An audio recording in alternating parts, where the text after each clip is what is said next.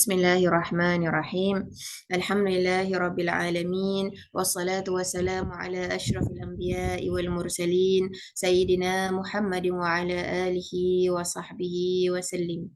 Alhamdulillah, pada juzuk yang ke-18 ini kita akan bertemu dengan 3 surah di mana yang bermula yang awal surah yang ke-23 daripada susunan mushaf kita adalah surah Al-Mu'minun. Indahnya surah Al-Mu'minun ini memang sesuai dengan kita pada bulan Ramadan ini untuk kita bermuhasabah diri dan semak sifat-sifat kita ada tak. Jadi ulama mengatakan surah Al-Mu'minun ini seperti surah checklist untuk orang-orang yang beriman. Adakah kita memenuhi sifat-sifat kita telah maknanya memenuhi sifat-sifat orang mukminun dan berapa grade yang kita boleh letak untuk diri kita sendiri. Seperti mana yang dimulakan dengan qad aflahal mu'minun, telah berjaya, maknanya menanglah orang-orang mukmin. Jadi bagaimana nak menjadi orang-orang yang berjaya dunia dan akhirat, kalimat falah situ seperti mana yang kita selalu dengar dalam azan, hayya 'alal falah. Jadi hayya 'alal falah ni tak sama dengan fauz, tak sama dengan najah. Kerana falah itu bermakna berjaya dunia dan akhirat. Sedangkan kalau anda lihat dalam Quran tak ada perkataan najah ataupun tak ada kalimat fauz ada, tapi ia tidak merujuk kepada kejayaan dunia dan akhirat.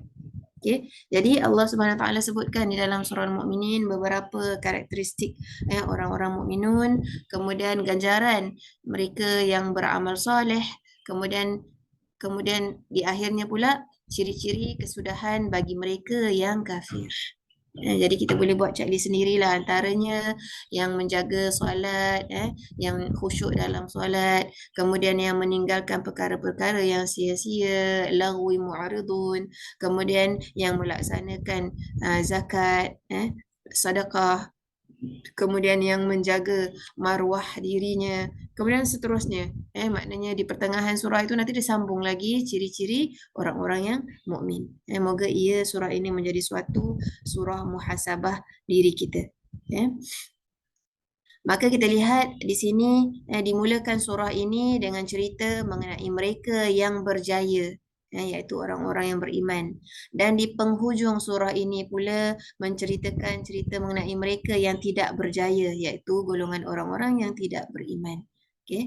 Maka kita lihat di sini surah ini menyebut bagaimana untuk kita mengenal hati yang baik dan amal yang dilakukan itu adalah ikhlas, iaitu bagaimana kita nak tahu muhasabah diri kita sendiri adalah semakin hari, semakin apabila kita mendengar ayat-ayat suci Al-Quran ataupun bila memerhatikan kebesaran Allah Subhanahu Wa Taala, hati kita akan menjadi gentar dan terus melaksanakan perintahnya dan meninggalkan larangannya.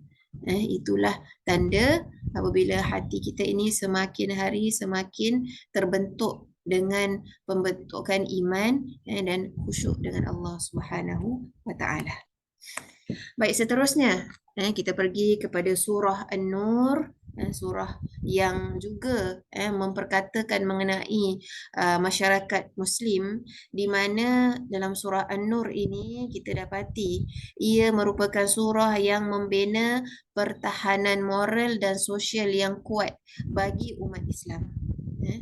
Dan kita lihat di dalam surah ini di mana Allah Subhanahu Wa Taala menyuruh kita umat Islam agar menjaga maruah diri kita, khususnya kerana apa? Di dalam surah ini ada mengatakan tentang zina, az-zaniyatu waz-zani. Hukum hudud itu disebut di dalam sini supaya ini antara cara untuk nak menjaga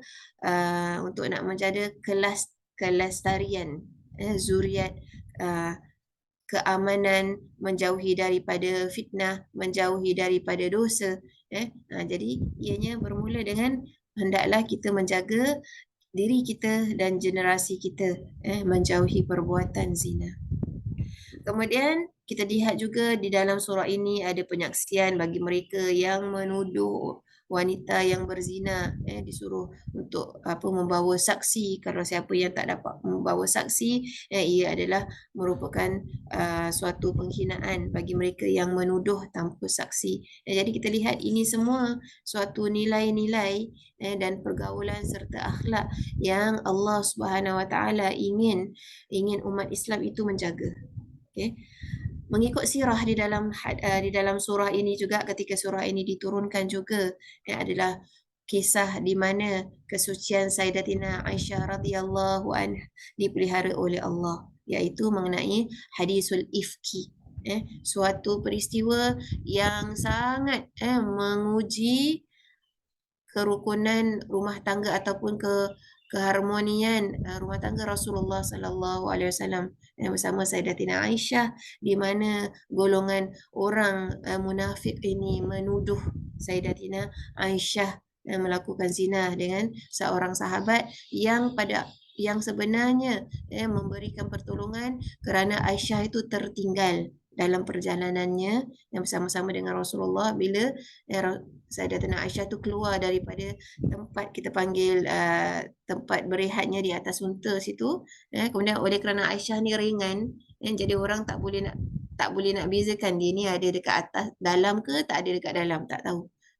Sehinggalah dia dinampak oleh seorang sahabat yang memang ditugaskan untuk mengambil barang-barang yang tercicir daripada kafilah umat Islam yang bergerak untuk pulang ke Madinah daripada satu ekspedisi. Maka kaum munafikun ini mengambil kesempatan. Jadi hikmah ini disuruh kita umat Islam untuk apabila berlaku ni menjelaskan bagaimana untuk melindungi masyarakat daripada melakukan perkara yang buruk, antaranya peringatan untuk tidak mudah menyebarkan perkara yang buruk. Kalau kita, ini samalah juga, kalau kita zaman sekarang ini media masa, bila sebelum kita nak forward, sebelum kita nak share, tolong lihat dulu apa benda yang kita nak share. Adakah ia mengandungi ada maruah orang di dalam? Kita lihat dahulu. Okey, kemudian peringatan untuk tidak mengikut jejak langkah syaitan. Dalam surah An-Nur, Allah Subhanahu Wa Taala menyebut pada ayat 21, ya ayyuhallazina amanu la tattabi'u khutuwatis syaitan. Janganlah kita ikut langkah-langkah syaitan. Jadi jangan mudah kita cepat untuk menyebarkan dakwah. Usul periksa dahulu, jangan tergopoh gapah. Jadi dekat sini jadi disebutkan 3 kewajipan apabila tersebarnya keburukan. Pertama, selalulah bersangka baik dahulu. Jangan terus percaya, sangka baik dulu, tanya, usul periksa, dapatkan bukti. Jangan terus percaya. Kemudian jangan cepat tergesa-gesa dalam membuat satu kesimpulan. Okay. Jadi inilah dia surah An-Nur, surah yang juga di dalamnya anda akan dapati Allah SWT mengajar kita dalam satu rumah, khususnya mendidik anak-anak, bahawa untuk mengetuk pintu kakak dia ke ibu bapa dia pada 3 waktu. Dia kata salasu aurat, 3 waktu. Contohnya apabila waktu malam, walaupun tak kunci pintu tu, ditutup aja, ketuk pintu. Diajarkan adab-adab. Semoga dengan adab daripada rumah ini diterapkan, maka akan datang timbul sifat sifat saling hormat menghormati, sifat mengetahui tanggungjawab dan mengetahui masa rehat orang-orang yang kita sayangi. Baik, seterusnya kita masuk pada surah yang ketiga di awalan, iaitu awal surah Al-Furqan.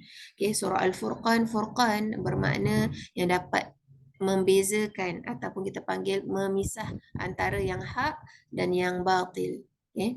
Jadi Furqan ni seperti kalau siapa mengetahui khalifah yang kedua Sayyidina Umar digelar dengan Al-Faruq. Faruq daripada kalimat juga faraqa furqan.